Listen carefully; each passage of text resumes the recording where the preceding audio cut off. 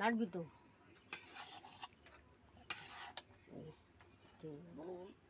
এটা খাসির মাংস কষা হয়ে গেছে, দেখো এবার প্রেসার কুকারে দেবো। প্রেসার কুকারে জলটা গরম হচ্ছে, দিচ্ছে। হ্যাঁ, আস্তে আস্তে ধরবো।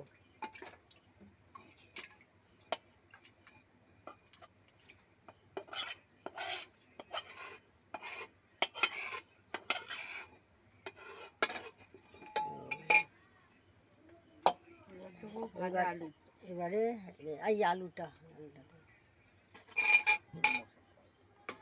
গরম মশলা দেবো, একটু গরম মশলা, গরম মশলাটা দা, এই গরম মশলাটা দিচ্ছি।